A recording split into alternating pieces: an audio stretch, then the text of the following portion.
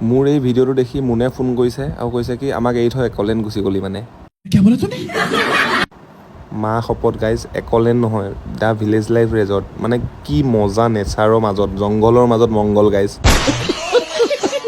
সেয়া দেখিছেনে ডাইলগ এটা ক'লেই মানে বেয়া ধান্দাহে আহে ন মনলৈ মোৰ ফেমিলিটো মোৰ লগত থাকি থাকি মানে বহুত দুষ্ট হৈ গৈছে দেই বাৰু সেইবিলাক বাদ দিয়ক বলক ভিডিঅ'টো আমি আৰম্ভ কৰোঁ পোনপ্ৰথমে মই আপোনালোকক দেখাম এইকেইটা অপেন কেবিন আৰু এই কেবিনত মানে মোৰ কোনো কাম নাই কাৰণ মই আহিছোঁ ইয়াৰ লগত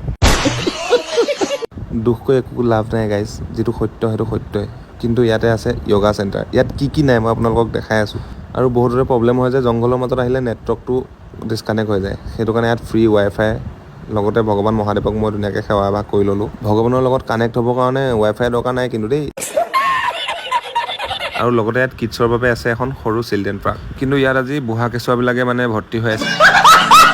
আৰু যোনবিলাকৰ মোৰ দৰে বান্দৰৰ দৰে ওলমিবলৈ মন এই হেংগিং চেয়াৰখনত বহি ল'ব ৰ'ব ইয়াৰ মাজতে এটা ভাল বস্তু দেখিলোঁ সোণৰ কিছুমান স্কাল্পচাৰ পিছত গম পালোঁ সোণৰ নহয় গাইছ এৰি থৈ আহি লগতে মোৰ দৰে যদি আপোনালোকৰ বেছি ভোক লাগে এখন ধুনীয়া ৰেষ্টুৰেণ্ট আছে তাতে ধুনীয়াকৈ খাই ল'ব পাৰে কিন্তু খাম বাৰু কিন্তু প্ৰথমে এতিয়া পানী বটল খাই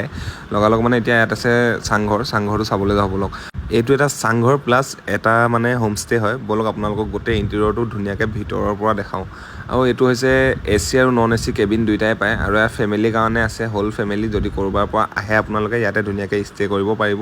আৰু ইয়াত মানে ধুনীয়াকৈ ভিতৰত আকৌ বাথটাব পৰ্যন্ত আছে এটেচ বাথৰুম অলপো প্ৰব্লেম নাই কিন্তু 21 বছৰ তলত নাহিব দেই আগতে কৈ দিছোঁ পোনপটীয়াকৈ আৰু ইয়াতে থকা গোটেইকেইটা হোমষ্টে মই চালোঁ আৰু কেবিনো আছে নন AC AC দুইটাই আছে আৰু ইয়াত মানে এটা ভাল বস্তু মই আপোনালোকক দেখাম হোমষ্টেটোৰ মানে ভিতৰতে চুইমিং পুল আছে গাইজ ক'ত থাকে বাৰু এনেকুৱা মই ফাৰ্ষ্ট টাইম দেখিছোঁ ইন মাই লাইফ আৰে ডুবাই ফালে থাকে বাৰু এইটো সৰু কথা চুইমিং পুল বুলি কওঁতে মানে ইয়াতে এটা চুইমিং পুল আছিল য'ত মই ডাইৰেক্ট গৈ জঁপিয়াই দিলোঁ যিহেতু মই পানী লাভাৰ হয় আৰু ইয়াতে এটা আইলেণ্ড আছে যিটো মাজুলীতকৈ অলপমান সৰু হয় তাতে মই বান্দৰৰ নিচিনাকৈ জঁপিয়াই দিলোঁ আৰু পানীৰ মাজত মানে ইয়াৰ ইমান হাঁহি ৰহস্য মই উলিয়াব নোৱাৰিলোঁ মই ভাবিছিলোঁ ছোৱালী দেখিলে কিন্তু নহয় গাইজ এই ভিডিঅ'টো দেখিছেনে য'ত নেকি আজিলৈকে মই মোৰ মোবাইলটো আণ্ডাৰ ৱাটাৰ ভিডিঅ' কৰা নাই সি কিন্তু কৰি দিলে ইয়াক আজি মই